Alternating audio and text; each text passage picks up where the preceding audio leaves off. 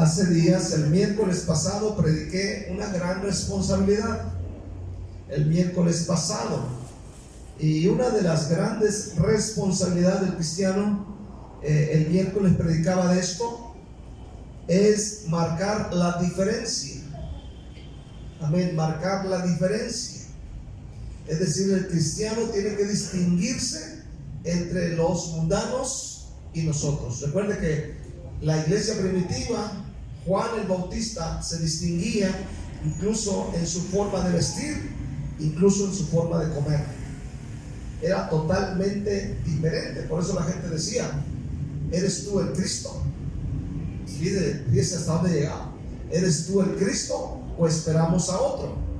Cuando los discípulos estaban con Jesús, la gente decía: estos han estado con Jesús. Había una diferencia totalmente notable en su conducta, forma de hablar, dirigirse. No era nada parecido al mundo. Esa es una de nuestras responsabilidades. En la mañana hablé de 7 responsabilidades del cristiano, ¿verdad? Usted va a recordar, en la mañana hablé de 7 responsabilidades. La primera de ellas es adorar a Dios. La segunda, congregarse normalmente. La tercera, orar todos los días. La cuarta es evangelización, evangelizar. La quinta es sostener económicamente la obra de Dios. La sexta, ser puntual, aleluya. Y la séptima, servicio, servir a los demás. Ahora, yo quiero seguir en esa línea y quiero hablar del tema que he titulado aprendiendo a ser responsables de nuestra vida cristiana, yendo por la misma línea de los otros 2 temas. Primero de Pedro 2, versículo 9 y 10. Amén. Dice de esta manera: vosotros sois linaje escogido, real sacerdocio, nación santa, pueblo adquirido por Dios, para que anunciéis las virtudes de aquel que os llamó de las tinieblas a la luz, a su luz admirable. Vosotros que en otro tiempo no erais pueblo, pero que ahora sois pueblo de Dios, que en otro tiempo no habíais alcanzado misericordia, pero ahora habéis alcanzado misericordia. Vamos a orar que Dios nos ayude. Eleve su voz, por favor. Padre, te doy gracias en el nombre de Jesús. Yo estoy delante de tu presencia. Padre, te pido, te suplico, Señor, que tú me ayudes, que tú derrames tu presencia, que traiga revelación de la palabra de Dios. Trae la unción, Señor. Trae, Señor, palabra de vida para tu iglesia. Señor, bendice a mis hermanos que han llegado. Dios, derrama tu presencia en el nombre de Cristo Jesús. Yo te doy gracias. Y la iglesia dice un fuerte bueno. Yo creo que una de las tantas cosas que pide una empresa a un nuevo empleado es saber si esa persona es responsable. Es decir, que no va a faltar al trabajo por cualquier cosa o causa. A veces hay emergencias. ¿Cuántos dicen amén eso? En el cual la persona dice: no puedo asistir, no puedo ir porque me surgió una emergencia. Pero hay personas que no son responsables y por cualquier cosa o causa faltan a su trabajo. Y esto, hermano, no es de ninguna manera correcta. Amén. Esta palabra responsable significa que cumple con rigor sus obligaciones y pone atención en lo que hace o dice. Esto significa ser responsable.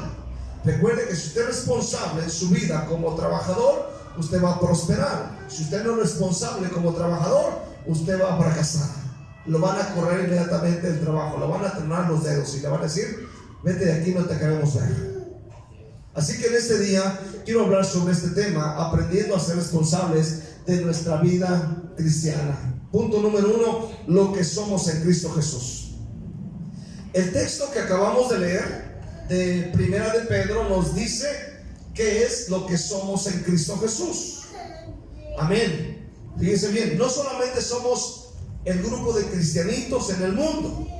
No somos un grupito de hermanitos, ¿verdad? Que no tienen nada que hacer en su casa, que se van al templo a cantar coritos y a ofrendar 5 quetzales. No, somos alguien especial. Amén. ¿Cuántos dicen amén este día? Capítulo 2, versículo 9 nos dice qué es lo que somos, y también nos dice el versículo 10 lo que éramos antes de ser alcanzados por Dios.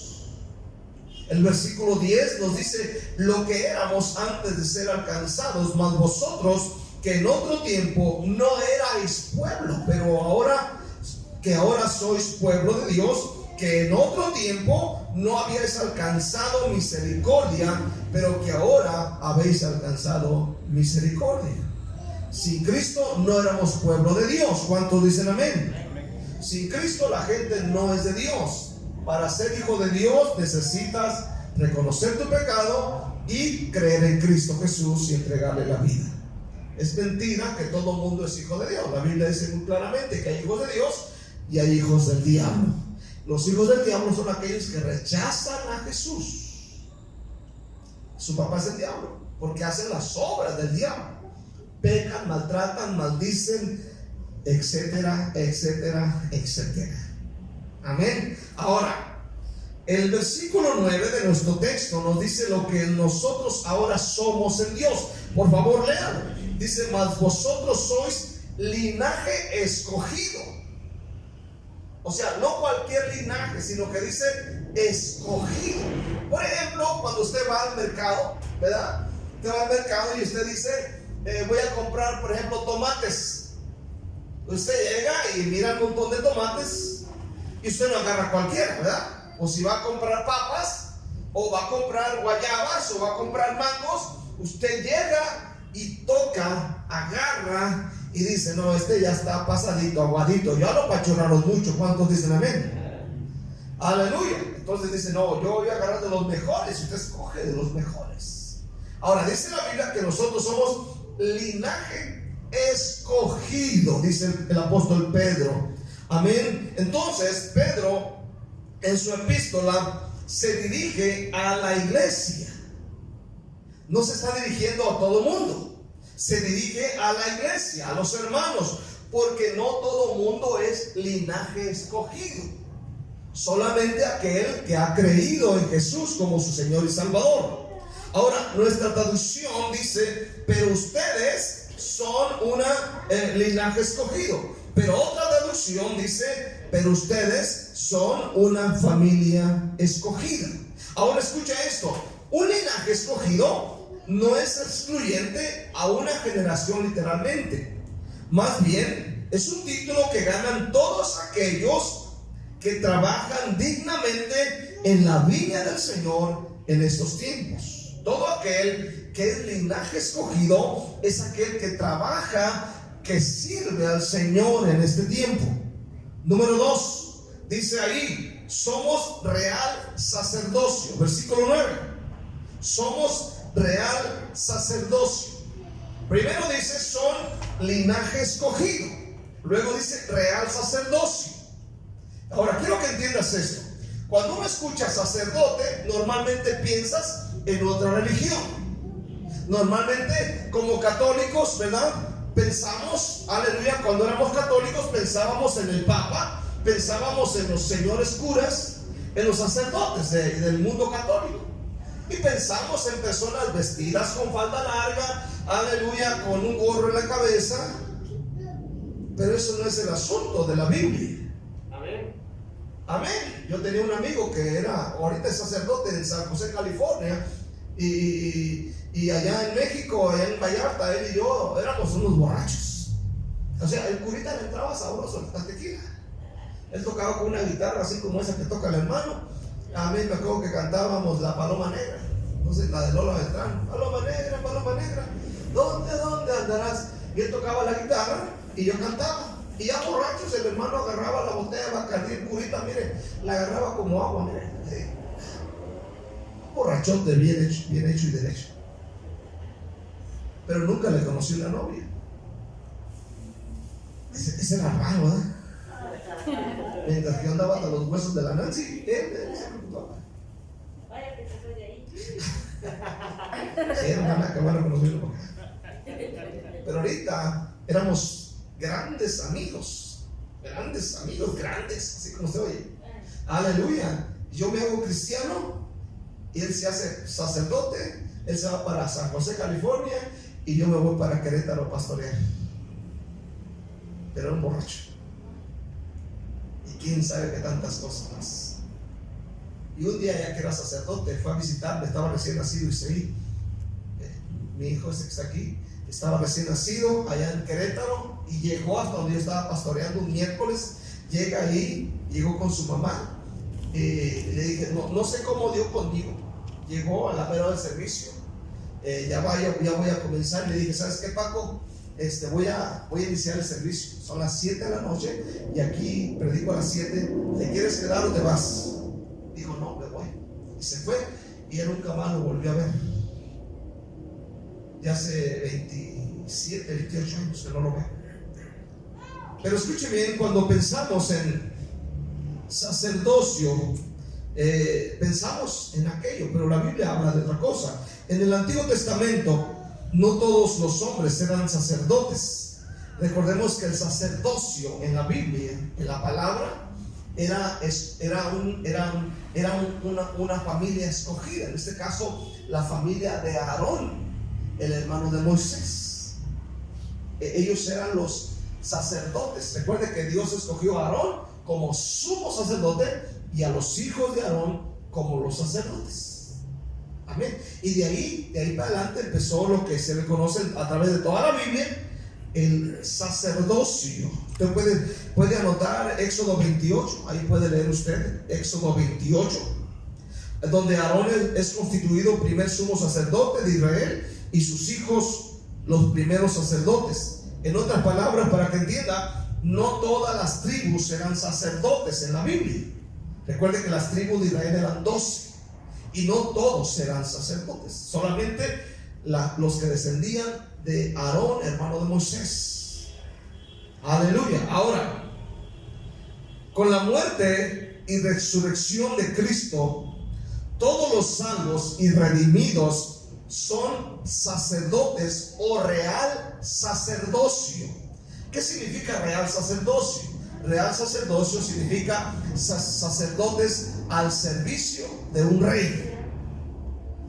Amén. Sacerdotes al servicio de un rey. En otras palabras, cuando alguien acepta a Cristo como Señor y Salvador, es linaje escogido, pero también es real sacerdocio al servicio de un rey. En otras palabras, usted es sacerdote del Rey de Reyes y Señor de Señores, y su nombre es Cristo Jesús.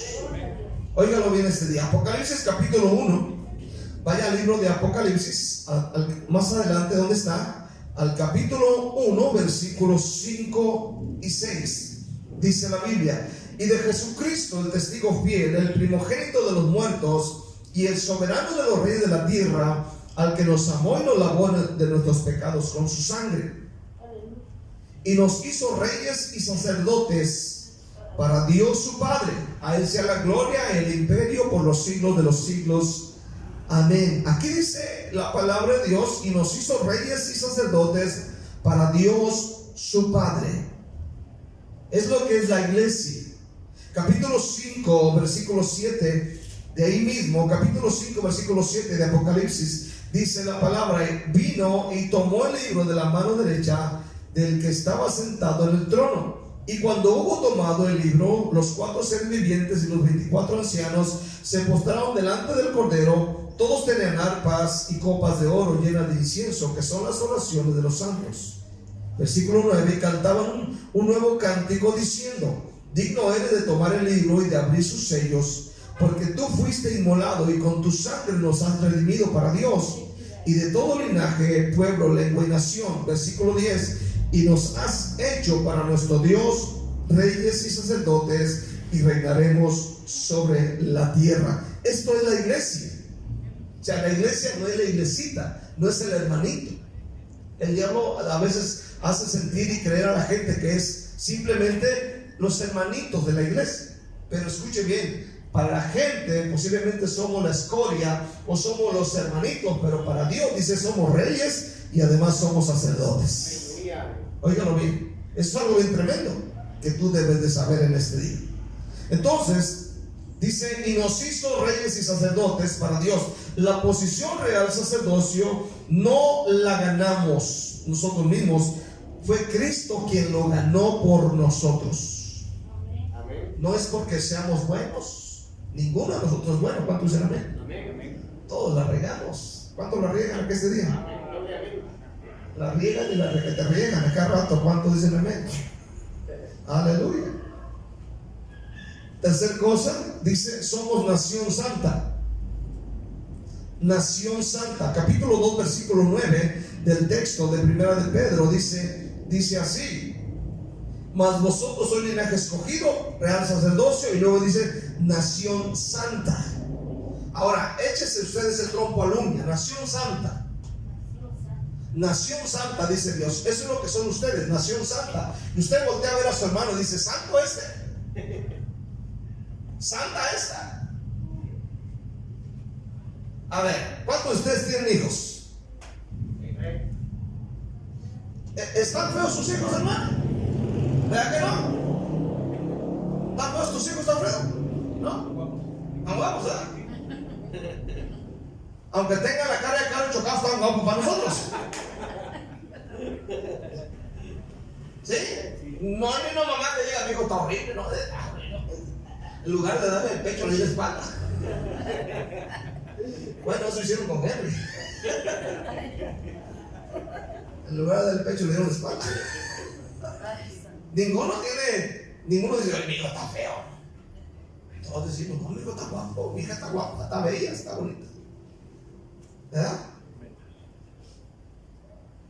Nadie tiene hijos feos. Ninguna mamá tiene hijos malos. Y si hacen algo malo, es que a mi hijo lo provocaron. O sea, ninguna mamá dice eso, ¿verdad? Bueno, Dios dice de la iglesia es nación santa. El diablo va a decir, pero Dios dice, sí es santa. Mi iglesia sí es santa. ¿Por qué? Porque fue lavada con la sangre de Jesús. Amén. Ha sido lavada por la sangre de Cristo en este día. Aleluya. Amén. Ahora, ¿a quién se le conoce en la Biblia como nación santa? En la Biblia se conoce nación santa al pueblo de Israel. Se le reconoce como nación santa en la Biblia. Nación santa. Aleluya. Ahora, todos los que somos salvos en este mundo somos nación santa. Aunque se enoje el diablo, aunque se enoje la suegra, aunque se enoje el vecino, aunque se enoje la tía, aunque se enoje quien se enoje, somos nación santa. Todo el que cree en Jesús y se ha arrepentido de sus pecados es nación santa. La nación santa no es el Vaticano, la nación santa no es el Estado Vaticano. Amén. Es la iglesia. La iglesia de Cristo aquí, la iglesia de Cristo en la zona 18, en la zona 13, en la zona 14, en Honduras, en Nicaragua, en México, donde haya un predicador, donde haya una iglesia, es nación santa. Amén. Aleluya. Escuche bien este día. Entonces, es lo que somos en Cristo. La cuarta cosa es que somos pueblo adquirido por Dios. Capítulo 2, versículo 9, dice la palabra de Dios. Aleluya. Dice, pueblo adquirido por Dios. Óigalo bien, pueblo adquirido por Dios. O sea, somos especiales porque le pertenecemos a Dios. Dice, adquirido por Él. Adquirido por Él. Amén. Bueno, ya vimos aquí, aleluya, lo que somos, lo que es la iglesia. Ahora, seguramente quiero ver el propósito de estos privilegios, el propósito de ser, aleluya, linaje escogido, real sacerdocio, nación santa y pueblo adquirido por Dios. 4 cosas. ¿Cuál es el propósito? Yo quiero ver el propósito, aleluya, de estos privilegios. Esto suena muy bonito, oír que somos linaje escogido, real sacerdocio, nación santa, pueblo adquirido por Dios. Y esto es cierto, eso nadie se lo quita. Nadie se lo quita. Pero el propósito de esos privilegios tan altos no son para que nos llenemos de orgullo, sino para que anunciemos las virtudes de aquel que nos llamó. Aleluya. Dice el versículo 9. Dice, para que anunciéis las virtudes de aquel que os llamó de las tinieblas a su luz admirable. O sea, usted vivía en tinieblas, yo viví en tinieblas. Amén. Vivíamos en el pecado, eso es tinieblas. Eso es tinieblas, de ahí venimos. O sea, éramos borrachos, drogadictos, ladrones, chismosos. ¿Cuántos dicen amén? Espero que se le haya quitado ya. Todo eso, hermano. Manos largas, inmorales, mal hablados.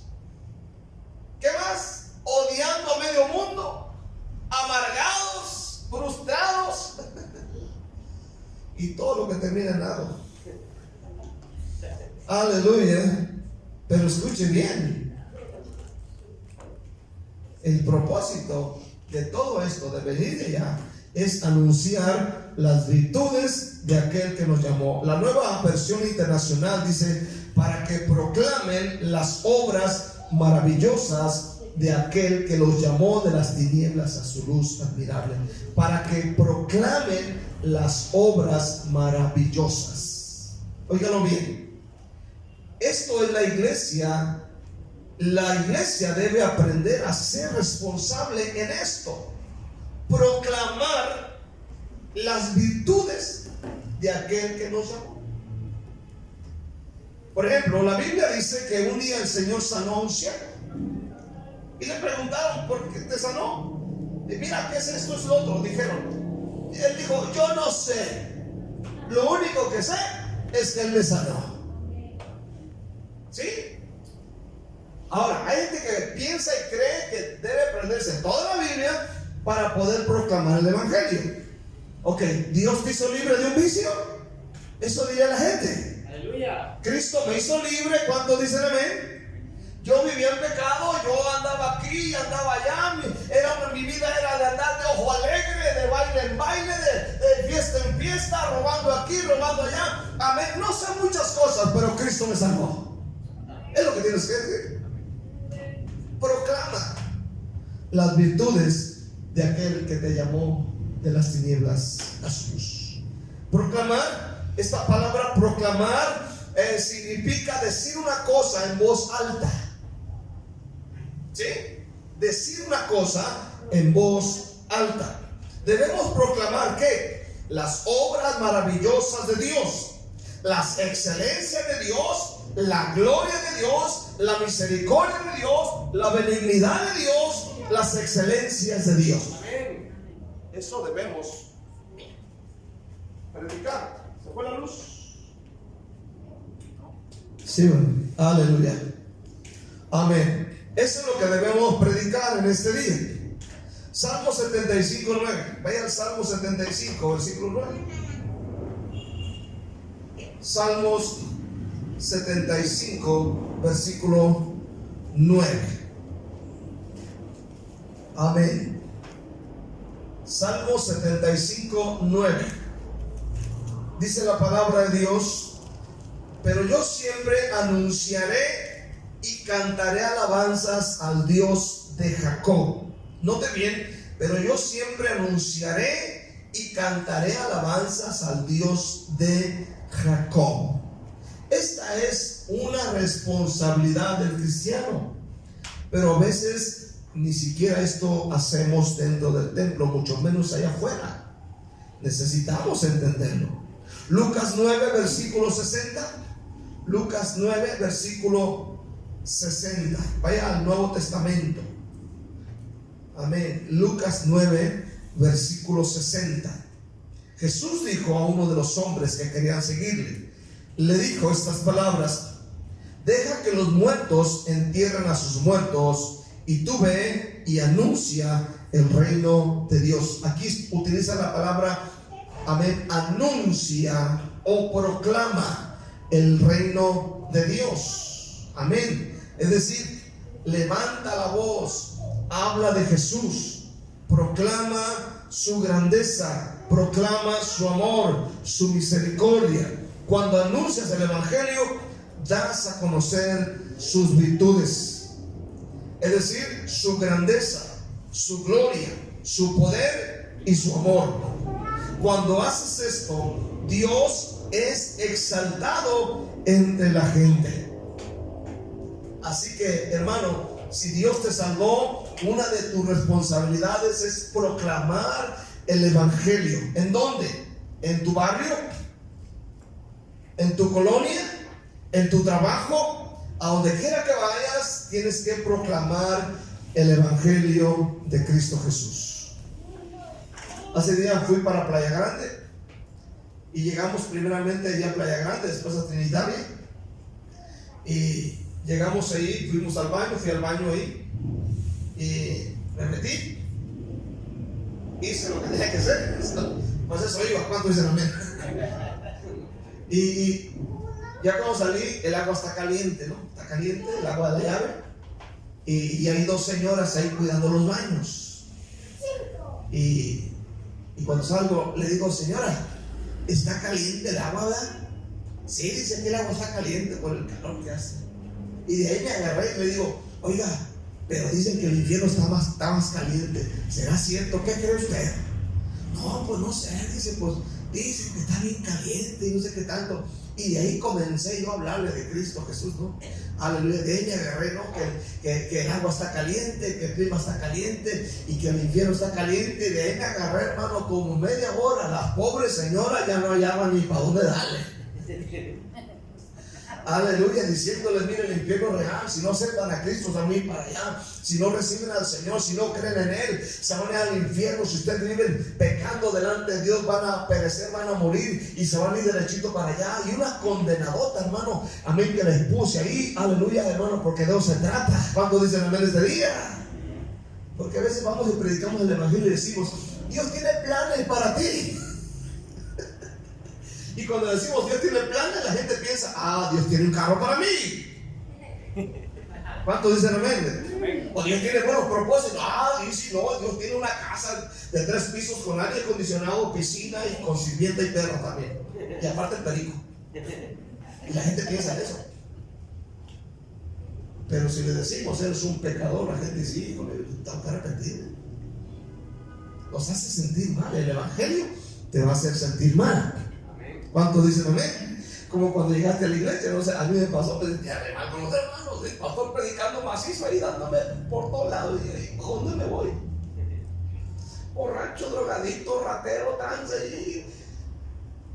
Es que el evangelio nos hace sentir mal. ¿Cuántos dicen amén este día? Te hace sentir incómodo, pero es para bendición. ¿Cuántos dicen amén este día? Aleluya. Entonces, hermano, conoce y aprende que tienes grandes privilegios, pero también puedes aprender a ser responsable de tu vida cristiana. Aprende que tu responsabilidad es proclamar las virtudes. Aprovecha cada oportunidad. Llega a la tienda, por ejemplo, llega con la tortillera, dices: ay, qué calor está haciendo, ¿no? Y hablas con la tortillera y está bien caliente el comal, y de ahí agárrate. Oh, qué caros están los precios, ¿no? Llegas ahí, no, que ya aumentó. Y ahí empieza: no, es que la Biblia dice aquí en Mateo 24 que son señales y que ya viene Cristo, y de ahí te agarras. Hay muchas maneras. ¿Cuántos dicen amén este día? Y de proclamar el evangelio. No eres llamado a solo recibir beneficios y privilegios. También eres llamado a cumplir con tu responsabilidad cristiana, que es anunciar las virtudes de aquel que te llamó de las tinieblas. ¿Por qué no cumples tu responsabilidad? ¿Por qué? En este día no te voy a rascar el oído.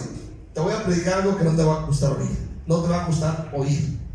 ¿Por qué no cumplen con su responsabilidad cristiana de anunciar las virtudes de Cristo al mundo? ¿Por qué? Yo encuentro varias razones y aquí quiero terminar. Escúchalo bien. Primero, porque este tipo de cristianos tal vez nunca fueron salvos. O sea, no proclaman el evangelio porque nunca fueron salvos.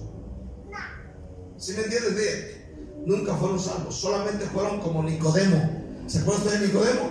Isaías habló de él ayer. Amén. Aleluya. Nicodemo era una muy buena persona.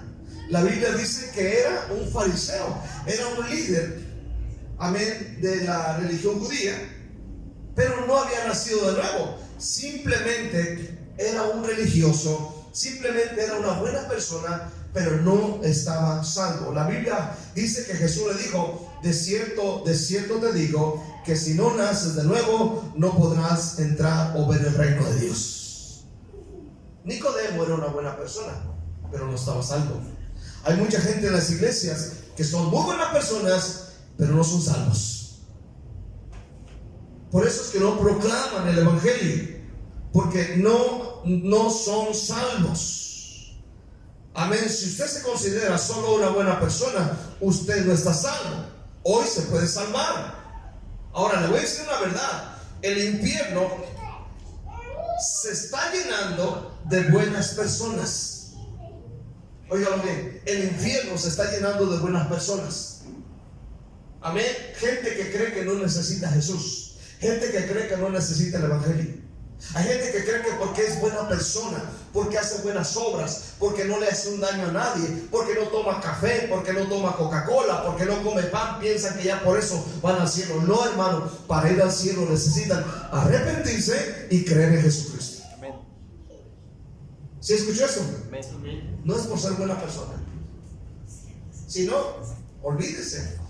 Yo creo que para buenas personas, son algunos gente que hace lo malo. Allá en México, me acuerdo que vivíamos cerca de con los que venden drogas, narcotraficantes terribles. Eran buenas personas, hacen buenas obras, dan trabajo a mucha gente. Entonces ellos los ganarían. Nadie se salva por ser buena persona. ¿Cuántos dicen amén este día? Aleluya. El cielo se va a llenar de pecadores arrepentidos. Lucas 15:7. Mayor gozo hay en el cielo por un pecador que se arrepiente que por 99 justos que no necesitan arrepentimiento. Segunda cosa, ¿por qué no predican las buenas nuevas? ¿Por qué no predican las virtudes? Es porque hay rebelión en sus corazones. Rebelión. ¿Sabe lo que es rebelión? Lo voy a explicar. Vamos a leer unos versículos en Deuteronomio 1, versículo 26. Vaya, Deuteronomio, aquí voy terminando. Deuteronomio 1, versículo 26. Amén.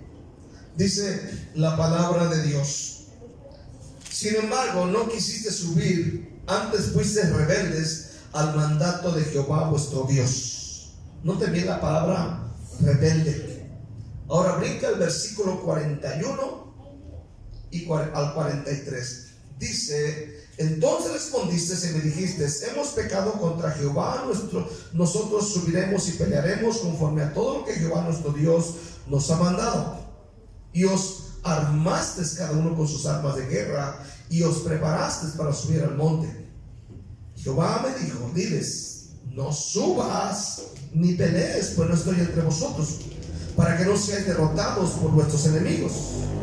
Y os hablé y no distes oídos. Antes fuisteis rebeldes al mandato de Jehová, y persistiendo con altivez subisteis al monte. Ahora, ellos actuaron aquí en una rebelión. Aquí se trata de una pelea, de una guerra. Y dice la Biblia que fueron rebeldes. Mas ellos dijeron: vamos a ir a pelear. Y Dios dijo: no vayan. ¿Por qué? Porque no voy a estar con ustedes. Mas en cambio dice que aún con toda esa orden que Dios les da, ellos suben a pelear y fueron derrotados porque fueron rebeldes a la palabra de Dios. Óigalo bien. Ser un rebelde es un grave pecado. Primera de Samuel 15:23 dice que el pecado de la rebelión es como adivinación. Primera de Samuel 15:23. El pecado de rebelión es como adivinación. ¿Saben lo que es adivinación? Es brujería. ¿Sí? Cuando alguien es rebelde, se convierte en un brujo. Y dentro de las iglesias hay brujos pentecostales, rebeldes a Dios, rebeldes a sus padres, rebeldes a su esposo, a su esposa, rebeldes al pastor, rebeldes a medio mundo. Y la Biblia dice, si hay algo, hermano, que daña la relación con Dios, es la rebelión. La relación es tan pecaminosa como la hechicería, y la terquedad tan mala como rendir culto a los ídolos. El que rechaza el mandamiento de Dios, también él es rechazado, así como le dijo el Señor a Saúl. Saúl, en 1 Samuel 15, Dios le ordena acabar con los enemigos. No lo hace, solamente en parte. Y Dios le dijo, como tú rechazaste mi palabra, yo también te rechazo a ti como rey. La rebelión es un pecado tremendo. ¿Está aquí todavía? La tercera cosa por la cual muchos no proclaman las virtudes de aquel es por miedo. Miedo a la gente, miedo al rechazo, miedo al que dirán. El miedo siempre ha sido enemigo de muchos cristianos. Por miedo no hablan.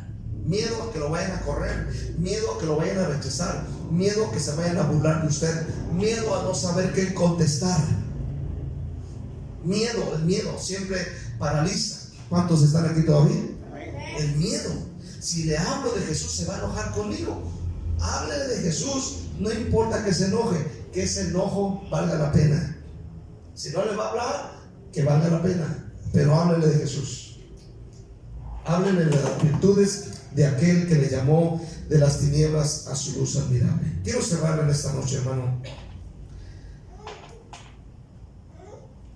¿Cuánta gente se ha perdido por flojera, por negligencia, por no anunciar el evangelio? Es impresionante la gran cantidad de cristianos que no están siendo responsables de su vida cristiana. No están anunciando las virtudes de aquel que los llamó de las tinieblas a su luz admirable. Hoy es el día, hermano, la cosa más importante, y lo dije en la mañana, la cosa más importante que hay, hermano, sobre la tierra es la evangelización. No es otra cosa.